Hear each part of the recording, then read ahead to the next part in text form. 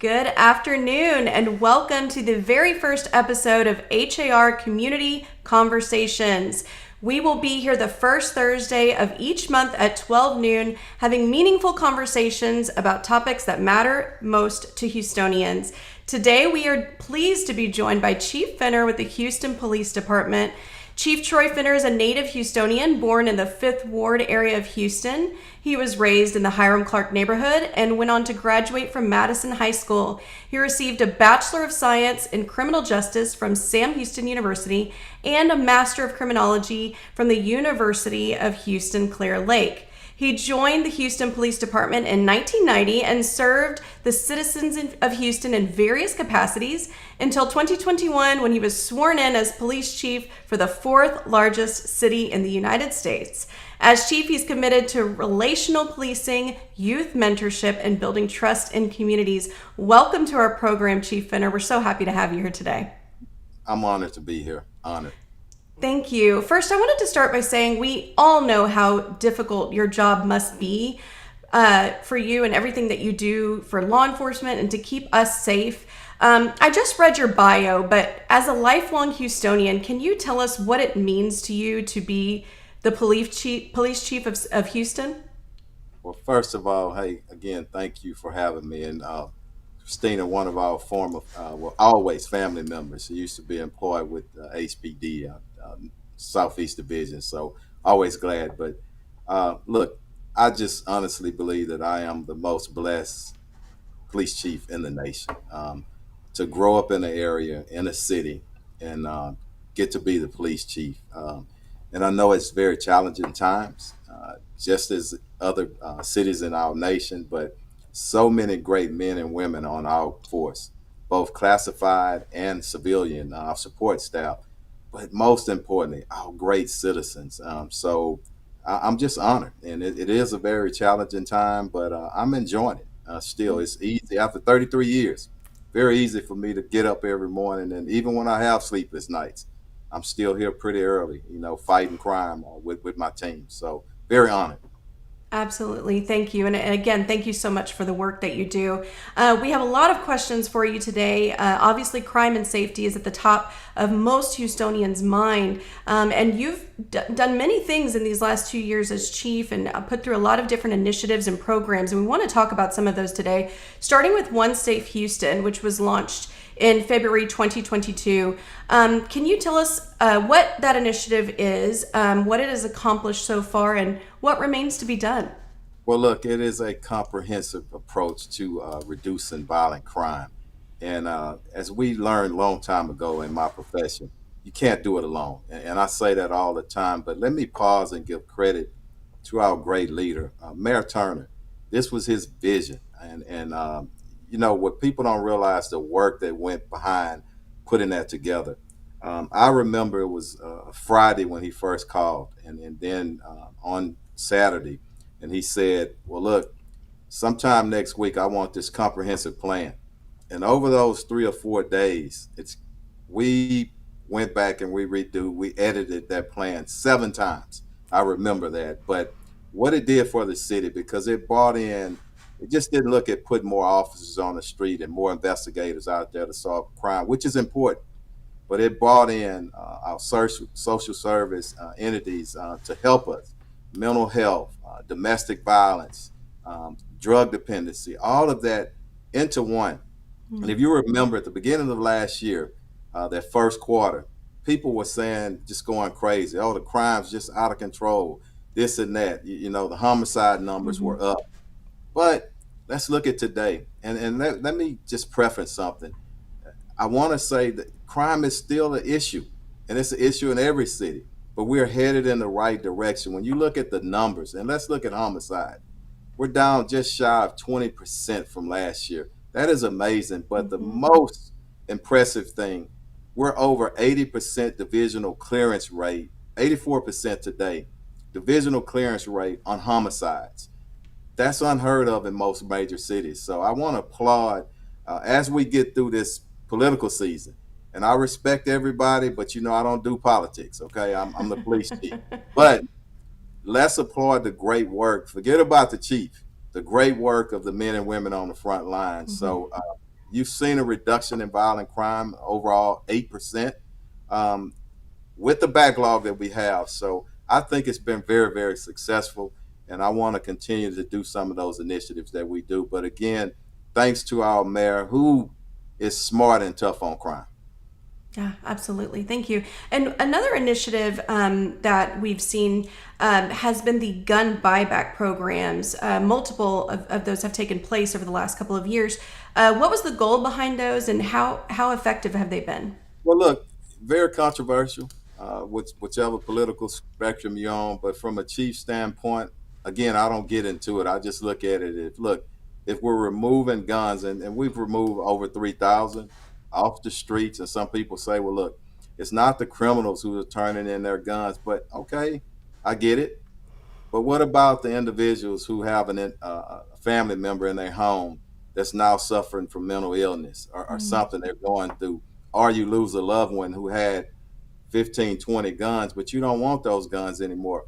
What better than bring them to the police department, and we take custody of them. So I don't get into the debates with it, but if we can remove guns off the streets, and then people were saying, well, y'all not checking ID on them. We run every gun that comes in. We run it through our NIVAN system to make sure that it was not used in the commission of a crime. So you can argue either way, but from a chief standpoint, I don't think it was bad. Okay, very good. So, the opioid epidemic, it continues to be a big topic of conversation, especially surrounding fentanyl. Are there any specific efforts by HPD to help in this area? Fentanyl is a huge problem and all over our nation, and the numbers are soaring. So 3.5 years ago, even before I became the chief, we established an overdose investigative unit. They have made a lot of arrests, and doing a great work, but still, um, out of the 500 drug-induced deaths in the city of Houston, 250, a little bit more than 250, so a little bit over 50% fentanyl.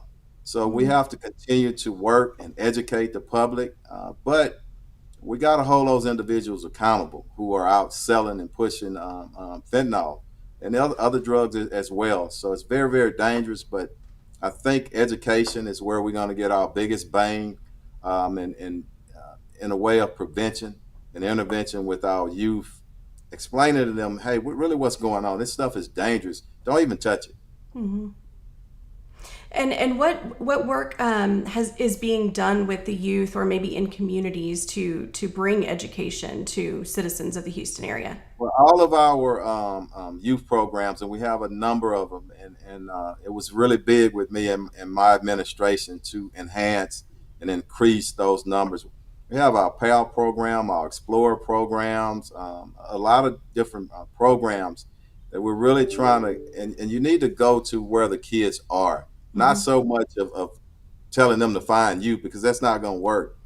So if it's a pull to take them on trips, take them to movies or sporting events, we want to do that. But we also want to be in the schools as much as we can to Hmm. reach them where they are, and act as coaches, mentors. So a lot of our programs are based on that, just building stronger relationships with them. You can't just come up on a kid that you hadn't spent any time with and think that you're going to impact him or her. You got to put in the time. So I've opened the door for that, and overtime and other on duty events. It just really has to become our DNA that we're spending more time with youth in our community. Absolutely. We're currently live streaming to both Facebook and YouTube. To our live viewers, if you have a question for Chief Fenner, please type it in and we will get to as many questions as we can. Let's talk a little bit about mental health, Chief Fenner, because these past few years we've seen more open discussions around mental health issues and their prevalence. How do you think mental health and the availability of healthcare pay into the broader crime picture? Well, I don't think that you can talk about mental health without mentioning that the state of Texas ranks 50 or 51 in funding of mental health. We Hmm. really have to do something about that, and not so much that I'm pointing fingers. It's just factual, and We got to do something about it because you can't do it without money. But um, again, with the One Safe Houston and the mayor through the federal funding, a lot of funds went to enhancing our response to mental health. If it's our CERT units, we increase those numbers. That's where you have a clinician on site in the patrol car with a police officer, and they're responding to kind of life-threatening situations. You have MCOP, that's just conditions alone where they're responding to calls where there's not danger.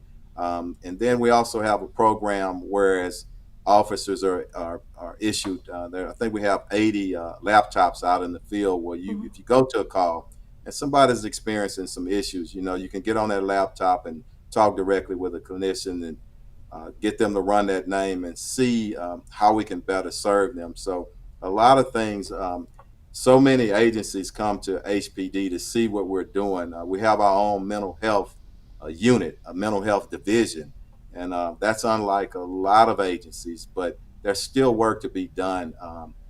During COVID, a lot of things were shut down. A lot of our social service agencies were shut down. What I'm trying Mhm. to say.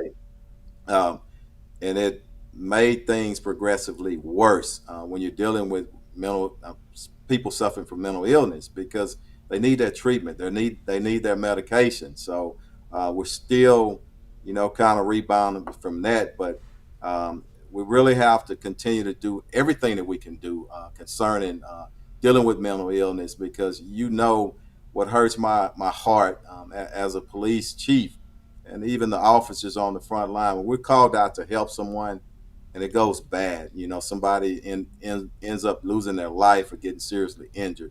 That's what we want to prevent, and we're looking at ways to prevent those incidents. That's great. Well, of course, crime is a top concern for Houstonians as reported in the 2023 Kinder Institute Houston area survey.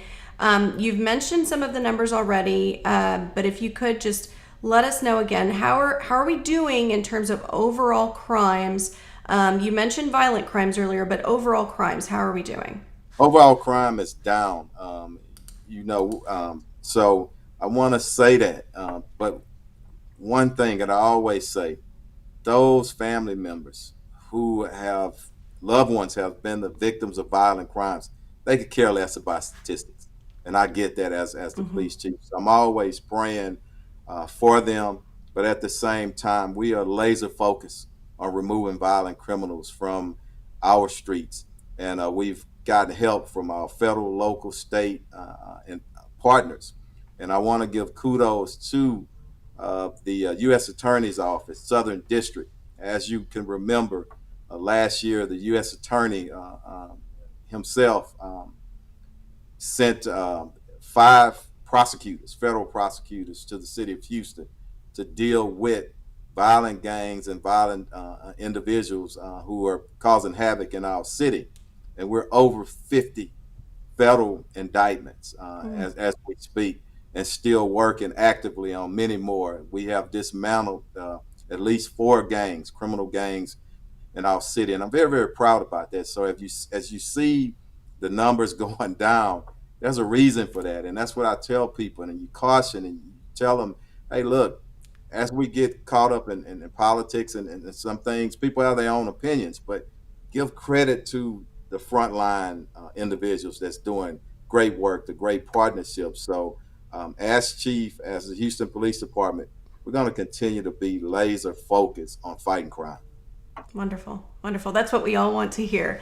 I did want to just mention a comment that came in regard to the mental health division. Angel said, it's so awesome to have a mental health division. It's definitely needed. I applaud you and your team. So just wanted to mention that. Thank you, We Angel. also, yes, we also have a comment that came in from Val.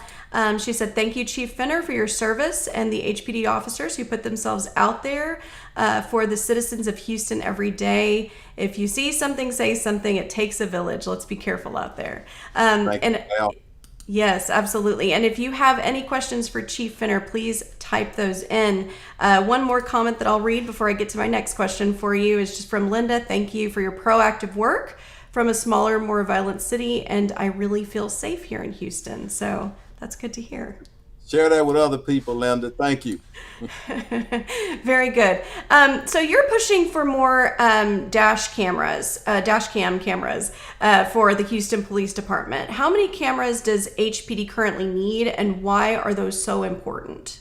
We need a lot more. Okay, let me say this. In my administration, we have increased body worn cams greatly, and it's been, I had the percentage over here, but let me talk away from percentages for a little bit. It's so important because um, if you want to be a transparent agency, that's a part of being transparent. Even though most of all of our officers have that's on patrol have body worn cams, but it's so much that can be captured with the invent of the dash cams, because when you get out the car, it's only facing, if you got your body worn camera on, it's only capturing where you are. But that vehicle, it's going to capture license plates, going to capture everything that's going on in front of it. So we have an increased greatly, and the mayor has approved in city council $2 million to go towards body worn cameras. So that's going to get us to almost 60 something percent of all of our vehicles will have dash cams. And some people ask the question, well, why not all your vehicles, Chief? Well, if I got a vehicle that's assigned to training division and it's just going around the track, we training officers, or to recruiting division, and it's not in a patrol function, why would I waste that money to put on a dash cam? So just want to explain that to people when they ask that question. But also, the purchase of all of our vehicles, newly purchased vehicles, will be equipped with dash cams, because I think that we should get to the point that anything that's out on the front line, that's in a patrol or some type of enforcement capacity, should have dash cams on there. The citizens demand that and want that. So that's what we should be doing. So we're moving on in that direction. So Very good. There's cameras everywhere nowadays, so it just makes sense for them to I be there know. too. Well, speaking of cameras, there is also a need for more cameras with the ability to read license plates. For those of us that are unfamiliar, can you tell us how those work, and how do they benefit HPD and Houstonians? Game changing. The license plate readers, and there are several vendors out there, and I won't just mention one because they all can do what we need them to do. But as you know, all of our officers are equipped with mobile phones. Hmm. So those cameras basically capture a lot of information. If it's a stolen vehicle or a vehicle that's committed in crime, they're seeing it all over our city in real time. So I am in total support of license plate readers and cameras. As a matter of fact, I'm going to be working with your organization and a lot of other ones to do a huge press conference, because this is the fact. If you have more cameras, it acts as a deterrent, because people know, well, look, you know what? I'm being watched. But definitely, 100%, when a crime is committed in that area where there is cameras, we're capturing it and we're coming after you. And that's another reason why we have over 80% of homicide convictions. I'm sorry, yeah, arrests, divisional clearance arrests. Very good. Well, that it sounds excellent, and we definitely have been posting links to your website and to other resources. So if you have questions about some of those cameras that Chief Inner was just mentioning, you can see those there. And just on behalf of HAR, Chief Inner, I just want to mention we're very happy to be working with you on that initiative. Thank you. Yes, it sounds wonderful. We've heard you referred to as the technology chief quite a bit, but everything you're discussing now, these new technologies, it's clear why people refer to you as the technology chief. I don't know if I'm technology savvy, but I do want technology out on our streets. I do have a tech deputy director that handles things, but seriously, it's simply a force multiplier. the staffing, and I know we're going to talk about that here shortly. Mhm. If you're understaffed, just like any other city, major city in the nation right now, you have to use technology as a force multiplier. You Yeah, really do. absolutely. A question that came in, going back to the mental health division. Veronica said, "Thank you, Chief Fenner, for your services and team. What does the mental health division entail?" Um, yes, that was the question. So good. You have a commander, of course, a few lieutenants, sergeants, and whatnot, but it entails a lot. It helps us serve and deal with the mental individuals first of all on calls for service in crisis. We have those mental health professions that have extra training that can go out to those scenes and help the patrol officers and help the family, but also it's a resource for training and education. So we're very, very proud of it. It's every month we have agencies from all around the nation coming here to learn about what we're doing here in Houston in terms of mental health. But all of that is for naught sometimes when we don't have a place where we can take an individual who's in crisis. So that's why I said the funding is so very important. You can't just fund from a local standpoint. It has to be funding from our state and additional funding from the federal government. But it's a number of things that the mental health unit, also the hot team, the homeless outreach team, they go out not enforcing, just helping those individuals who are homeless, because there's no law against being homeless, and it shouldn't be. We should do everything that we can do to try to help them, but at the same time, problems come in when they are impacted in a negative way somebody's residence or they place a business. So we got to balance that, and the more help that we can get to them, and medication, and the better off everybody is. Yes, very good. And if there are any more questions for Chief Fenner, type those in and we'll get to as many as we can. You recently announced some changes to HPD's vehicle chase policy. What were the changes and why were those changes needed? Well, let me tell you, when we have over 5 pursuits per day, that's too many. And I didn't say not one time, because there are people on both ends of the spectrum. Okay, well, Chief, you just letting all of the violent offenders get away, blah blah. And I heard it. Then there's other people say you shouldn't chase anybody. Let me tell you, this is the city of Houston, and there are a lot of violent crimes. We've talked many times, and people are well educated on our criminal backlog in courts. Violent criminals that should be in prison or in jail, and they're not. They're out running around. But in Houston, we don't have mass transit. Mm-hmm. Uh, Metro does a great job, but it's not compared to New York, Chicago, some of the larger cities. People use their vehicles and they use them to commit crimes. So we had to craft a policy that reduced the number of pursuits. And at the same time, the most important thing is the safety of the officers, the citizens, and especially our citizens who are independent of the suspects who doing something crazy.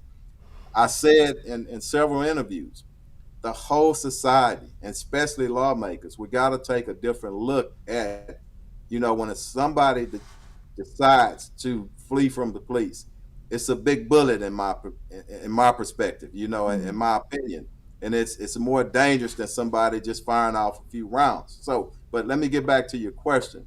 What we did, no longer will we pursue Class C misdemeanors, nonviolent alone.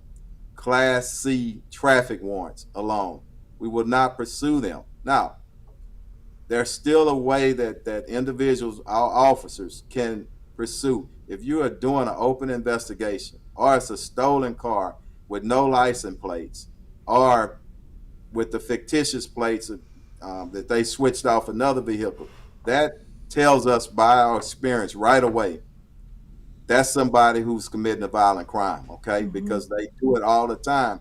So I didn't close the door totally on it, but we do have to reduce the number of pursuits. I don't want um, innocent people injured.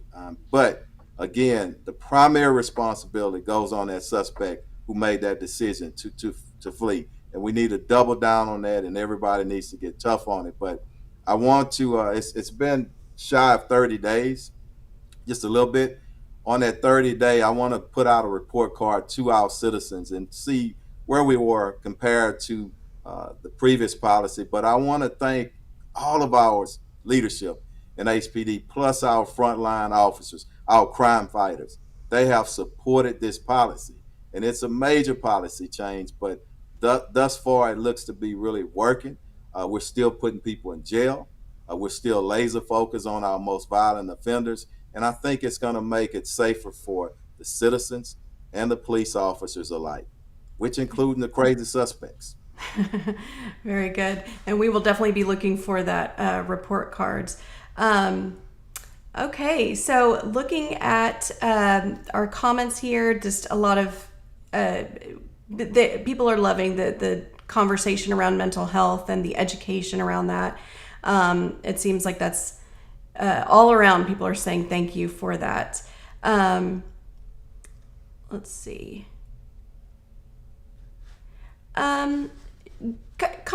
Question that came in here from YouTube. Cheyenne said, first, thank you for your impact in Houston. With people coming across the border illegally, do you feel Houston is heavily inundated?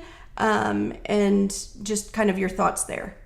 I think that our entire nation is impacted by illegal immigration, but um, I don't get in the political talk with it because there's some people that come across and they're just looking for work. What I focus on as the police chief in Houston, I don't care who you are.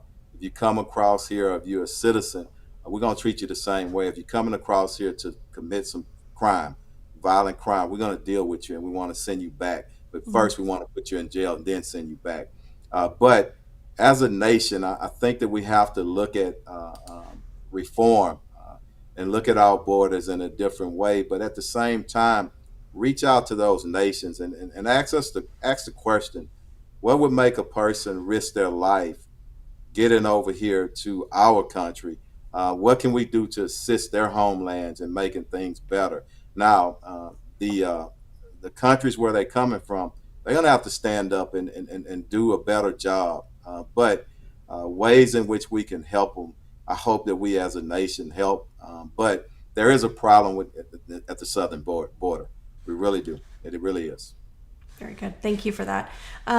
So I wanted to move on to another initiative, which is the shot spotters. There's been some reports questioning the effectiveness of shot spotters. Can you explain what those are? Do you think they're effective, and how do they help HPD? It's a piece of technology, and I think it's a gunshot detection system. When somebody fires a gunshot, it puts us within feet of that shot. We have made arrests, and we if it has enhanced investigations as well. Now, when somebody fires off a shot, do we get there and make an arrest 100% of the time? No, we don't. But is it a deterrent sometimes? Yes. So I would say I want more of them, but I do understand there's a cost with that, and we have to weigh it. We have to look at more bang for the buck. So I'm always open, and I'm always evaluating every month and definitely every year of all our technology. But it is a tool to fight crime. It Mhm. puts, without a doubt, it puts the officer on the spot quicker because they don't have to go through dispatch and whatnot. It's coming directly to us, those alerts, and we can respond quicker. So, more analysis on it, but some people think it's great, and other people say it's, not so great. The chief's job and my administration job is to evaluate it based on data. Okay, very good. So going back to the conversation that you brought up about staffing, so it sounds like you are dealing with a staffing shortage. If so, how is that impacting policing efforts? Everyone, let me say the great work and the great support with Mayor Turner and our council members for continuously, several years back, when people were talking about defund the police, and not here in Houston. And I'm so grateful for that, of the wisdom and the support that council and the mayor gave us. So it's just a problem that didn't start in this administration, and this is the mayor's second administration. It's a can that's been kicked down the street for many years. Way back, and I don't like to call names, but in one particular mayor, they shut down academies for 4 years. And for whatever reason, you absolutely cannot do that, and we're still catching up. But the great news is we have over 200 cadets in the academy right now, and I'm so very proud of the numbers that we have in terms of diversity. 25% female. That is powerful, and I'm Mhm. so proud of what I call our female power. I love them to death, and so much of an influence, great influence, and contribution to our agency. But it's a very diverse group as well, and it represents our city. So people are steadily coming through the doors. Our major problem in Houston was we're an aging department. So as many people we're bringing in the front door in the academies, people will retire. When you get to 25, 30, and 35 years, at some point you're going to retire. So those numbers are kind of leveling off, and we'll get more in the front door. So I'm very, very proud of that. Very good. Well, just some comments that were coming in that I wanted to share with you. We had Peggy said, it's imperative that we protect our protectors and exercise top safety practices for our valuable first responders. Those cameras are cutting edge technology and are a priority. Cheyenne said, such amazing information. I agree. Our first responders in all aspects, need our support and safety in funding. So definitely Thank agreeing with you here in the Thank you. comments. I told you we got the greatest city in the world. So much support. One thing I want to add to recruiting. I was talking and I may have left that out. Mhm. The $10,000 signing initiative incentive, I meant to say, is really working well. We have the second to the largest academy class. We started with 84 cadets in that class, and I think right now we have 79 or 80 in that particular class. So um, as you vote for people, and I don't tell you who to vote for, I don't get in make sure that we're bringing in people to city council and wherever in public office that is smart on crime and supportive of first responders. And can I ask, you said there's 200 in the program right now. When is the next program opening up for anybody that might be tuned The in next that knows of a great candidate? we we are hiring every day. Our recruiting division is wide open. We're running 5 academy classes per year, and I think we have one that's starting up next month, and we'll get you the exact date on it. So please, if you're interested, come in, get online, and we'll get that site to you where they can go online and start their process. The greatest city, greatest department in the world, hands down. Very good. Well, there was a comment that came in from Yvonne that I wanted to touch on because it led into my next question. She said, let us all stand together for the common goal, keeping us safe from harm. So, what can Houstonians do to help make their communities safer? Get involved and be aware of your surroundings. And my goodness, just go to just common decency of loving your neighbor and looking out for your neighbor. If it don't have to be your physical neighbor. Neighbor to me means anybody that you come in contact with. Look out for them. And if you see something that's out of place, don't wait until something happens. Pick up that phone. That's what we're there for. We can respond and we can start checking it out because the best thing that we can do is prevent a crime before it happens. Definitely, we're going to respond, but if we group up good people with good police officers, good first responders, you're going to see those numbers continue to go down. And look, I'm excited about our future here in Houston. I'm excited about the great work that the men and women do on the front line, including our support staff, our civilians. We're heading in the right direction, and we're going to keep it moving.